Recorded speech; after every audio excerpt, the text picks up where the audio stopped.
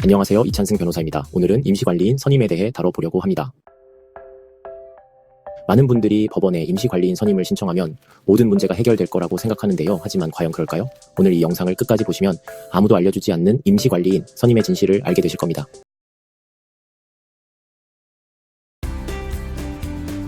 관리인은 관리단을 대표하고 집합 건물의 사무를 집행하는 중요한 역할을 합니다.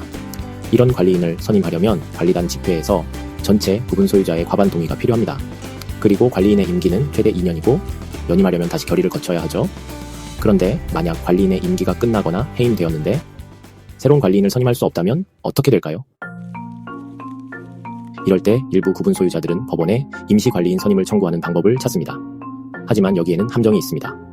법원이 선임하는 임시관리인은 주로 법률 전문가, 원로 법조인들로 구성되어 있습니다. 이들은 해당 집합 건물과 직접적인 이해관계가 없는 경우가 많고 관리 업무에도 소극적인 경우가 많습니다. 즉 법원을 통해 어렵게 임시관리인을 선임해도 실제적인 문제 해결에는 큰 도움이 되지 않을 가능성이 높다는 것입니다. 그렇다면 어떻게 해야 할까요? 결국 가장 중요한 건 구분 소유자들이 힘을 모아 관리단 집회를 열고 자체적으로 새로운 관리인을 선임하는 것입니다. 이것이 근본적인 해결책입니다. 그럼에도 불구하고 어떤 경우에는 임시관리인 선임이 반드시 필요할 때가 있습니다.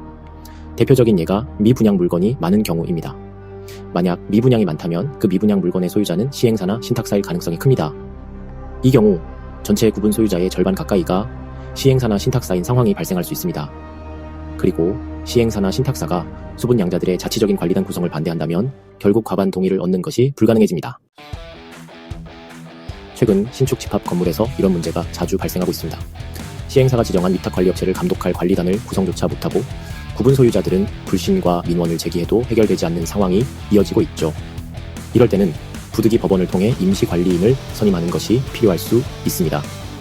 궁극적인 해결책은 자치적인 관리단 구성이지만 당장 관리 사무를 감독할 사람이라도 필요하기 때문입니다. 정리하자면 임시관리인 선임이 만능 해결책은 아닙니다. 오히려 문제 해결이 어렵게 될 수도 있습니다. 하지만 특정한 경우, 특히 미분양이 많아 과반 동의를 얻기 어려운 상황에서는 임시관리인 선임이 필요할 수도 있습니다. 여러분의 집합 건물 상황에 따라 어떤 선택이 최선인지 신중하게 판단하시길 바랍니다.